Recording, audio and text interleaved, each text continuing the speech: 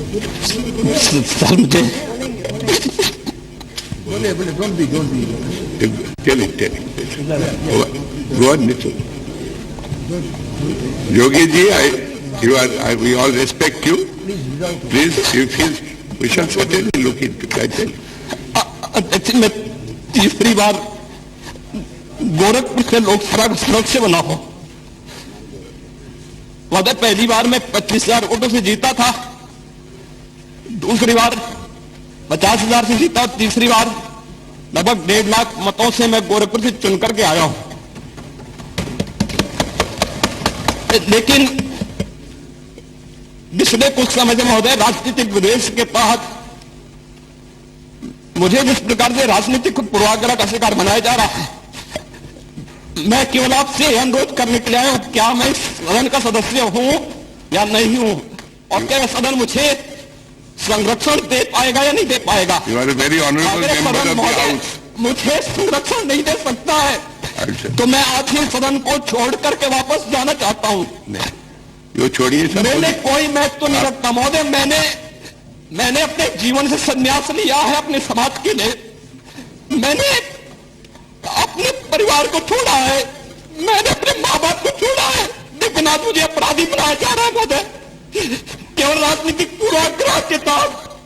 केवल इसलिए क्योंकि मैंने वहां पर भ्रष्टाचार के मामले उजागर किए थे, क्योंकि मैंने भारत नेपाल की सीमा पर आईएसआई और राष्ट्र विरोधी गतिविधियों के खिलाफ आवाज उठाई थी और सदन में बराबर उसके खिलाफ सदन का ध्यान आकर्षित करता रहा। मैं वहां पर भूखमरी से हो रही मौतों के खिलाफ प्रशासनिक भ्रष्टाचार को उठाता रहा। इसलिए मेरे खिलाफ महोदय सारे के सारे मामले बनाए जा रहे हैं।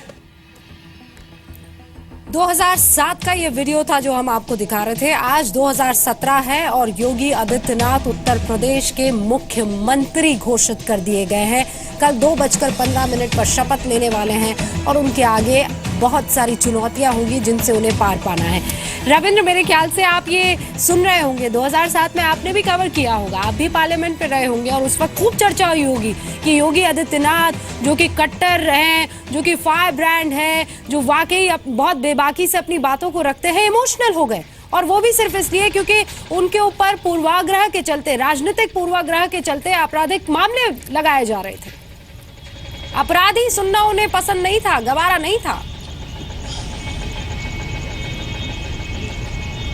देखिए रुका, जिस समय लोकसभा में ये हालात बने थे और योगी फुट कर रोए थे, उस समय हम लोग थे, मीडिया जो वहाँ पर दीर्घा है, उस समय हम लोग सभी मौजूद थे और आडवाणी जी, सुषमा जी, जितने भी वरिष्ठ नेता थे, सब उन्हें एक तो बोलने भी दिया और उसके बाद सब उनके पास भी गए थे। यहाँ तक कि यूपीए सरकार के कई मंत्री भी उनके पास गए थे। लेकिन योगी जिस तरह से भावुक हुए थे, ये अपने आप में एक अनूठा इतिहास है और इसका कहीं ना कहीं सिमिलरिटी अगर देखा जाए रूबिका, तो आप मौजूदा प्रधानमंत्री नरेंद्र मोदी और योगी आदित्यनाथ की अगर जो सियासी जो जिंदगी है अगर उससे तुलना करें तो बहुत कुछ मिलता जुलता आपको दिखेगा।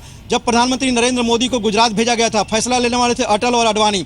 आज योगी आदित्यनाथ को जब उत्तर प्रदेश भेजा जा रहा है, फैसला लेने वाले हैं मोदी और शाह। मोदी जब गुजरात के मुख्यमंत्री थे, एक छवि थी उनकी, उससे वो पार, जो बहुत से लोगों की नज़र में उससे पार पाने के लिए काफ़ी उनको परिश्रम करना पड़ा। 2007 में वाइब्रेंट गुजरात का मॉडल लाना पड़ा, गुजरात एक विकास का एक मॉडल बना। बावजूद इसके उनको 2012 तक लोग एक खास परिधि में ही देखते रहे। 2013-2014 के बाद वो विकास की तरफ गए और आज जब 2017 है तो उनको लोग मानने लगे कि हाँ, विकास ही उनका एजेंडा है और विकास को ही आगे बढ़ेंगे। उसी तरह अगर योगी आदित्यनाथ के देखें तो संसद में उन्होंने जापानी बुखार से जो गोरखपुर खासकर पूर्वांचल के कई बच्चों की मौत हुई थी, एक बार नहीं दर्जनों बार इस मसले को उन्होंने संसद में उठाया। गन्ना किसानों के मसले को उठाया, किसानों की आत्महत्या के उठाया। लेकिन बावजूद इसके उनके बारे में लोग समझते हैं कि हिंदुत्व की बात करते हैं, आईएसआई की बात करते हैं, पाकिस्तान के बारे में जब बोलते हैं तो वही बातें छपती है। जो प्रधानमंत्री नरेंद्र मोदी ने योगी आदित्यनाथ में भी देखी होगी और आखिरकार उनके ऊपर वो कॉन्फिडेंस, वो विश्वास जो है उन्होंने जता दिया है। अब योगी आदित्यनाथ के पास है कि वो कैसे इस पूरे के पूरे विश्वास को आगे लेकर